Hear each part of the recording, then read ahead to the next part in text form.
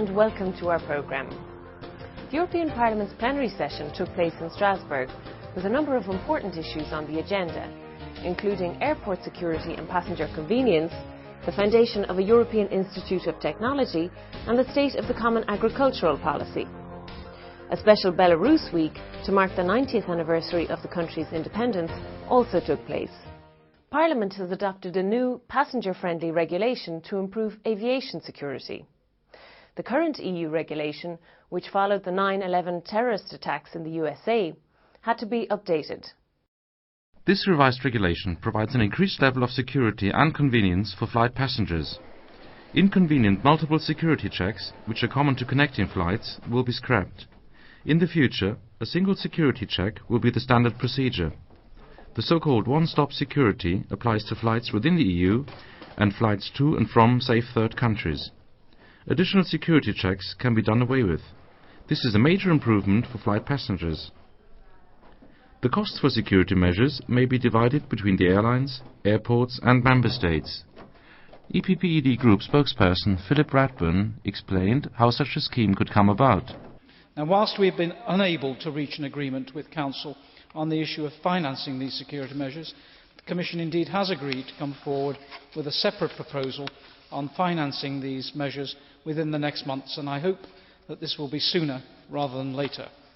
Passenger safety and security are of paramount importance, and as such I hope that the Commission's forthcoming proposal will reflect our strong stance.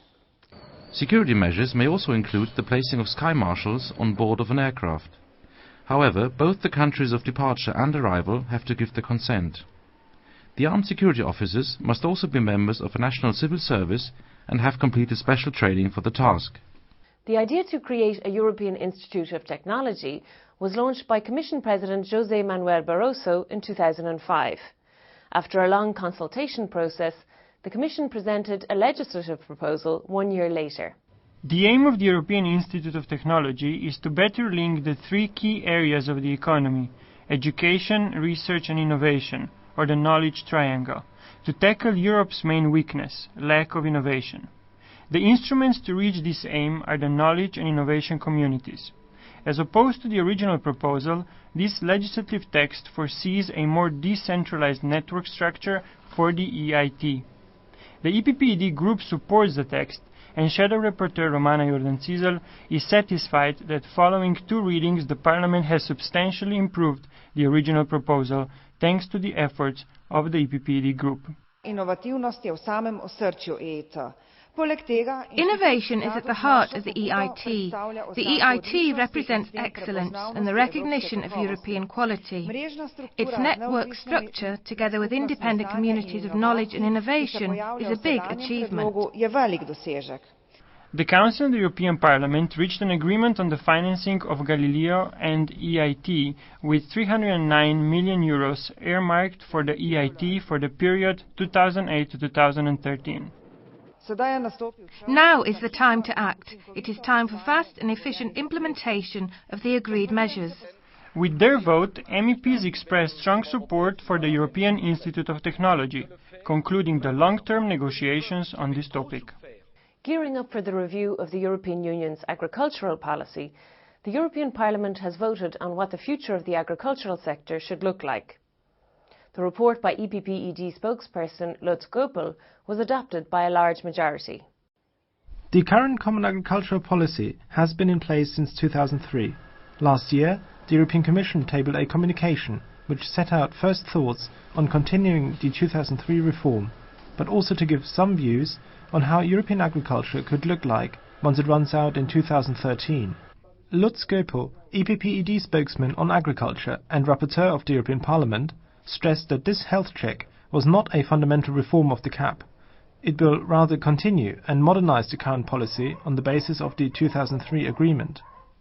Parliament therefore rejected the Commission's proposals to gradually abolish direct payments until 2013.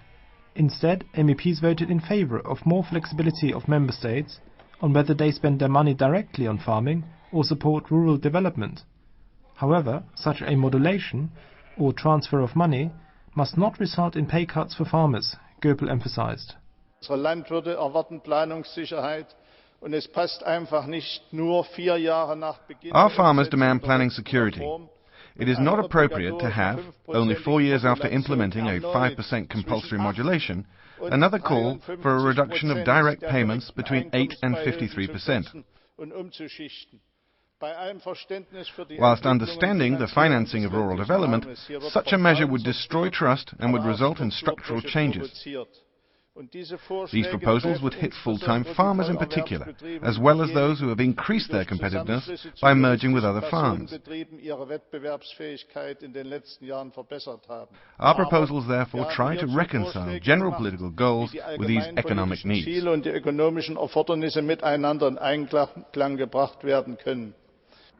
After the vote by the European Parliament, the European Commission is now expected to table a legislative proposal on the future of agriculture on 20th of May.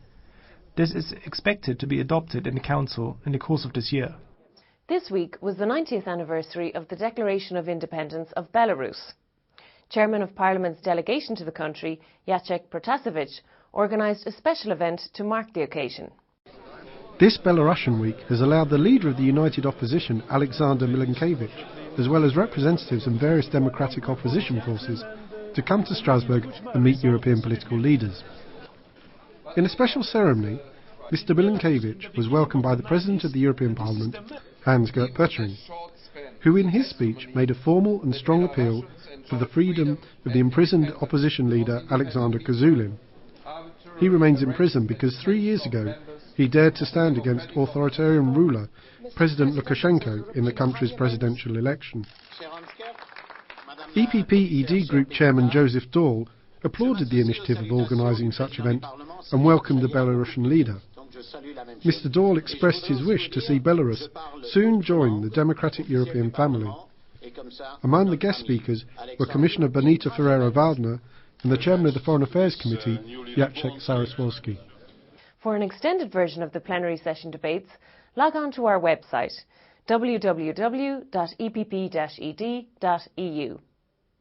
This programme was brought to you by the press service of the EPP-ED Group, the largest political group in the European Parliament.